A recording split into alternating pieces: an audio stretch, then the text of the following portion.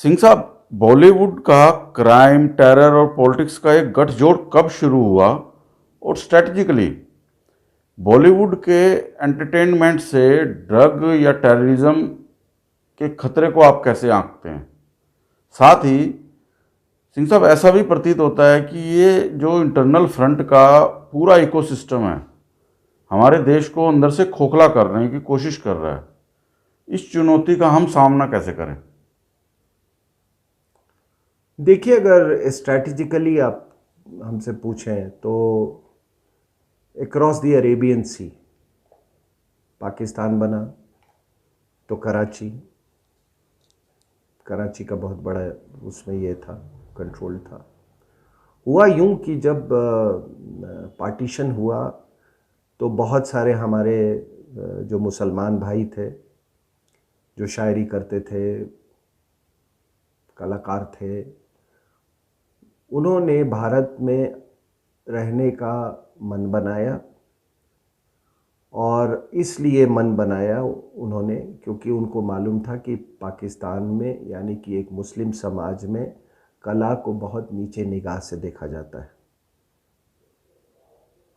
और भारत में उसको सरस्वती का वरदान माना जाता है। तो इस संस्कृति का लाभ उठाने के लिए उन्होंने, वो मुंबई आए, बॉलीवुड में आए। बॉलीवुड में उनको कुछ लोग काफ़ी उसमें उन्होंने सफलता भी प्राप्त की। और आपको मालूम है कि जो हिंदू सोसाइटी है वो शुरू से वो एक अथाह सागर की तरह है। वरना साहब आप बताइए कि जब पार्टीशन हुआ था तो एक आज़ाद भारत में, जब उस समय एंटी मुगल सेंटिमेंट्स इतना हाई था, जब हिंदू मुस्लिम राइट्स में इतने लोग मारे गए थे, जब डायरेक्ट एक्शन में आपको मालूम है पूरा कलकत्ता खून से लथपथ था, वैसे समय में और वो भी दौर था जबकि बहुत सारे एक्टर और एक्ट्रेसेस थे। उन्होंने अपना मुसलमान नाम छोड़ के हिंदू नाम अपनाया बिकॉज वो जानते थे कि सेंटिमेंट्स ये आपका जो दिलीप कुमार साहब हैं, इनका नाम यूसुफ खान है। By the way Yusuf Joseph से लिया गया यूसुफ, ठीक है। यूसुफ खान है, मधुबाला थी, मीना कुमारी थी, कई ऐसे लोग थे जिन्होंने उस समय, आप हिम्मत देखिए कि एक आदमी बनाता है मुगले आजम पिक्चर बनाता है। तो ये कुछ लोग जो यहाँ पे थे, जो पाकिस्तान नहीं जा पाए, वो उनका दिल फिर भी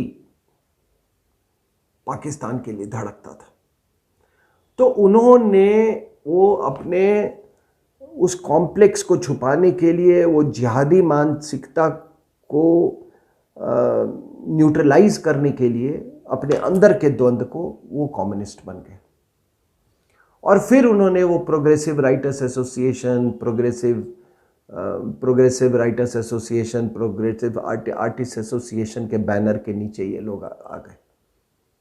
और फिर उसके बाद अब देखिए, अब उस समय अगर आप आप उस दौर में भजन कितने बनते थे, आप याद कीजिए, क्योंकि पब्लिक का सेंटिमेंट, कितनी धार्मिक पिक्चरें बनती थी, हमारे माइथोलॉजी के ऊपर में कितनी पिक्चरें बनती थी। अब आप कंट्रास्ट ले लीजिए, कंट्रास्ट इसका ये कीजिए।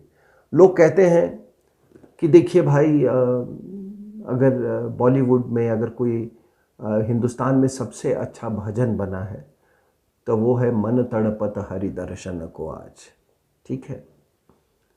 तो लोग कहते हैं कि देखिए भाई, ये कौन, गाना लिखने वाला शकील बदायूं ने, संगीतकार नौशाद, गाने वाला मोहम्मद रफ़ी। ये बिल्कुल सही बात है, क्योंकि उस समय जो माहौल जो था, जो हमारा इन्वायरमेंट था, वो हम आज़ादी के उससे निकले थे और बहुत हाई था हमारा anti Pakistan sentiment, anti Mughal sentiment बहुत हाई था। तो इसलिए जानते थे, प्रोड्यूसर डायरेक्टर थे। और अभी उस समय तक ये प्रोडक्शन का मामला जो है ये इनके हाथ में नहीं गया था, मुसलमानों के हाथ में नहीं गया था। ये कुछ पारसी लोग थे और कोई वो थे इस बिज़नेस में। लाहौर से आपको मालूम है कई फैमिलीज़ आए यहाँ पे, वो प्रोड्यूसर्स बन गए, तो वो दौर था। तो इस तरीके से, और उसी के कुछ साल बाद आप देखिए कि जब ये दाऊद इब्राहिम जब ये सक्रिय हो गया बॉलीवुड में और उसकी पैठ बढ़ गई, और वो इतनी पैठ बढ़ गई कि वो प्रोड्यूसर्स को बोलता था कि भाई ये लड़की को तुम लोगे हीरोइन में। एक कोई लड़की थी, क्या नाम, आयूब करके ऐसे नाम था उसका, उसको नहीं लिया तो वो जो डायरेक्टर था उसका या प्रोड्यूसर सिद्दीकी, उसको इसने गोली मरवा दी। वो आया तो कहाँ, तो वो मन तड़पत हरि दर्शन को आज, और दाऊद इब्राहिम ने गुलशन कुमार को सिर्फ इसलिए मरवाया क्योंकि वो भजन बनाता था। और उसके बाद से एक अनरिटन वहां पे एक कानून रिट चलता था कि भाई सब कुछ अल्लाह मौला आप जितने वो बनाएं वो सब, लेकिन आप भजन नहीं बनाएंगे। तो ये इसकी आपको मैं पृष्ठभूमि बता रहा हूँ। और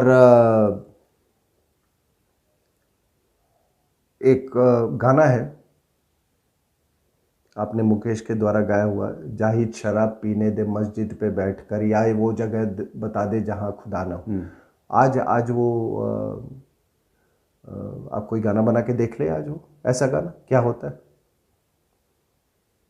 एक तो खुदा शब्द जो है ना, वो तो हमारे यहाँ वो ख़त्म ही हो गया। हमारे ये जो तमाम उर्दू वाले जो हैं, अब ये खुदा शब्द ही नहीं यूज़ करते। ये है आपका उर्दू लैंग्वेज, क्योंकि अब उसको अन इस्लामिक माना गया है, समझे कि नहीं।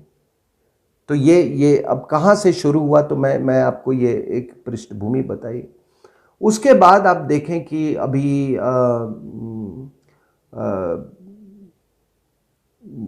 आदरणीय जया जी को मैं ये याद दिला दूं कि जब दीवार पिक्चर बन रही थी तो ऐसा माना जाता है कि जो कैरेक्टर जो था आदरणीय अमिताभ बच्चन जी का, वो हाजी मस्तान के ऊपर में आधारित था, और वो उसको उस अनुकरण करने के लिए आए, उसको अपने छवि उतारने के लिए। मतलब यही आर्टिस्ट का ये काम होता है, कोई भी अच्छा आर्टिस्ट, वो जाके उन्होंने उनकी पूरी छवि को ऑब्जर्व किया और समझा और विश्लेषण किया। हाजी मस्तान के बारे में बात कर रहा हूँ। अब ये भी मैं आपको बता दूं कि जब अमिताभ बच्चन जी जब बॉलीवुड में अपना करियर बनाना चाहते थे, तो मैडम गांधी ने उनको एक चिट्ठी दी थी कि ये चिट्ठी ले जाओ, आदरणीय सुनील दत्त साहब को ये चिट्ठी दे देना,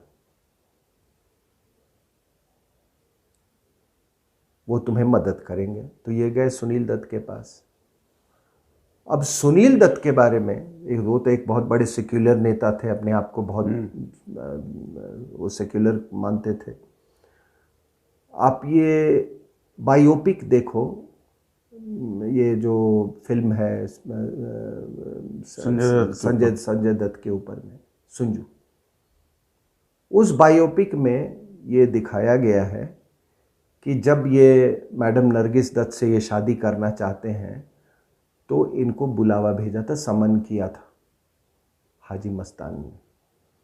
हाजी मस्तान का वो रुतबा था बॉलीवुड में उस समय, और ये गए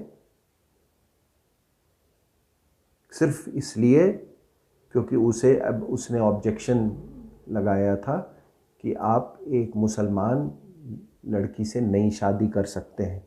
तो फिर इन्होंने वो बायोपिक देख लेना, उन्होंने उनको समझाया, उनको आश्वासन दिया, और तब जाके उन्होंने ये किया।